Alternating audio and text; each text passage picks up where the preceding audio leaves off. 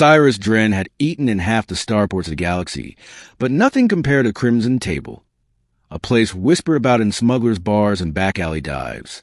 They said the menu changed every night. They said the dishes came from creatures never listed on any catalog. They said it was the one place in the Orion Belt where you could taste the forbidden. Cyrus had the credits, and he had the curiosity.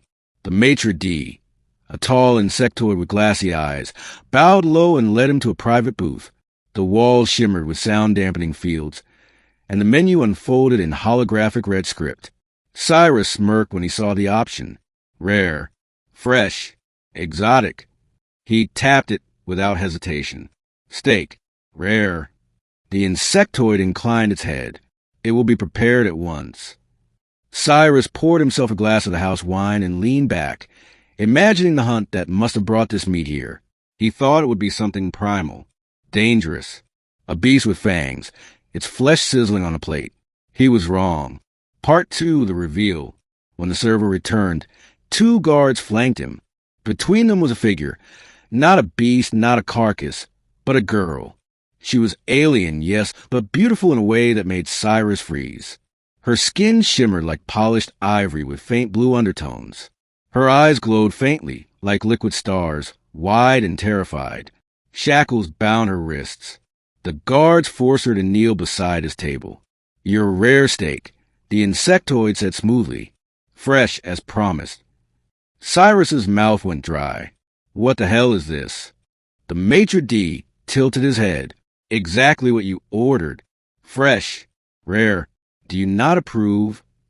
The girl's trembling gaze locked on him, pleading silently. Cyrus pushed back in his seat. I asked for meat, not... He gestured at her helpless form. Not this. The insectoid's antennae twitched. Here at the Crimson Table, we serve the finest delicacies. Some patrons prefer their meals living, so they may savor the final breath. It is the ultimate luxury. Part 3, the choice.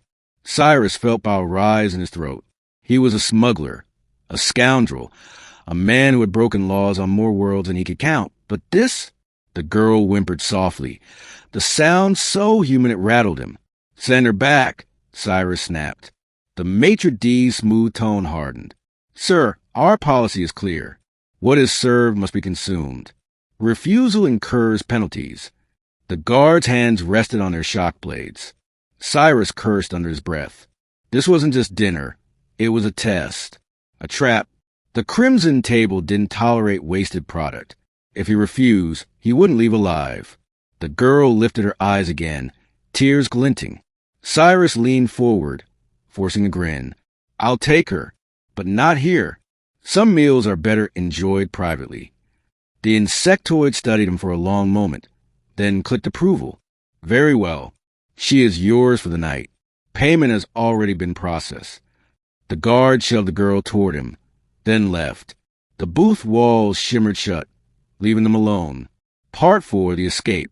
The moment they were gone, Cyrus knelt beside her. Listen, I'm not going to eat you. Her eyes widened, confusion breaking through terror.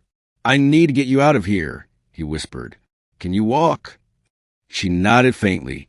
Shackles clinked as she moved. Cyrus pulled a tool from his boot, a contraband lockpick disguised as a knife. Within seconds, the shackles clicked open.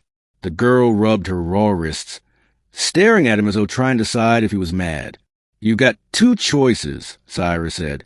Trust me, or stay here and see what the next customer orders. That was enough. She staggered to her feet. Cyrus keyed his comm, ship, prep engines. Silent mode. The Crimson Table wasn't a restaurant. It was a slaughterhouse disguised as fine dining. And he'd just stolen their main course. Part 5, the hunt. They slipped out a service corridor, weaving between steaming kitchens where chefs carved creatures still writhing. The girl kept close, silent but watchful, her starlit eyes scanning every shadow. When alarms blared, Cyrus knew they'd been discovered. Guards stormed the hall, weapons drawn. Cyrus shoved the girl behind him and fired his blaster. Bolts cracked through the smoke, dropping 2, but more advanced. This way, he barked, dragging her into a lift shaft. They slid down cables, landing hard on a maintenance deck. His comm buzzed. His ship was ready. But the Crimson Table wasn't about to lose a profit.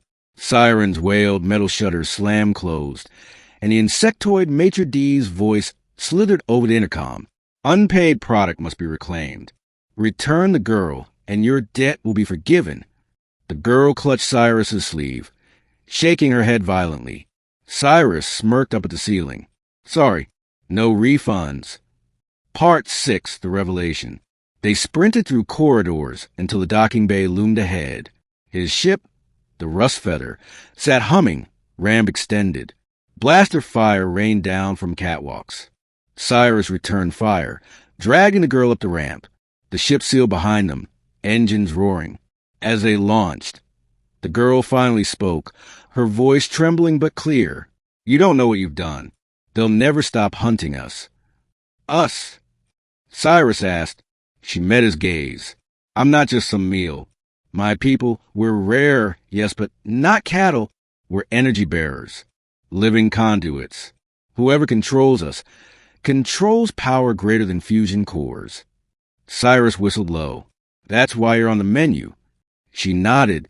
The Crimson Table is just a front. They sell us as food to the rich. But the truth?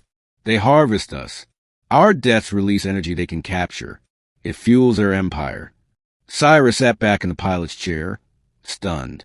So if I hand you over, they'll drain me dry, she whispered. Part 7, The Pursuit. The stars stretched into streaks as the Rust Feather jumped to FTL. But on the scanners, crimson blips followed, the Crimson Table's private fleet. They're not giving up, Cyrus muttered. The girl touched his arm. Why are you helping me? You could have lived if you played along. Cyrus glanced at her, then back at the console. Because I've done plenty of rotten things in my life. Smuggling, stealing, running guns. But eating someone alive? That's a line I won't cross. She studied him, her expression softening. Then maybe you're not the man you think you are. Part 8, The Showdown. The fleet closed in near a dead moon. Cyrus gritted his teeth, jerking the controls as laser fire ripped past. The Rust Feather wasn't built for battle. They'll kill us, the girl said. Not if you got the energy trick you mentioned. Cyrus shot back. She hesitated, then placed her glowing hands against the ship's core. Light flared, flooding the cabin. The Rust Feather's engine screamed with sudden power, hurling them forward like a comet. Cyrus hooped as enemy ships fell behind, fried by the wake. Remind me never to underestimate you again.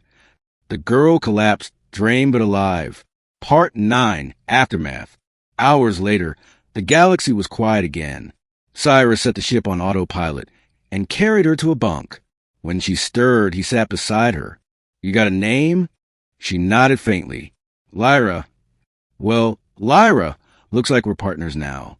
Because if what you said is true, the Crimson Table won't stop until they've got you back. And I've just made myself their number one enemy. Her starry eyes met his. Then maybe we fight them, not just run. Cyrus grinned, leaning back. Guest dinner plans turned into a war. Epilogue, The New Hunt. The Crimson Table spread across the galaxy like a stain, its fleets and clients whispering of vengeance. But stories also spread of a smuggler who stole their rare steak and lived, and of the alien girl whose light could burn empires. And somewhere, on the edge of known space, Cyrus Dren prepared for the hunt. This time, though, he wasn't the predator or the prey. He was something new, an ally to the girl who had once been served as a meal. And together, they would make the Crimson Table choke on its own blood-red secrets.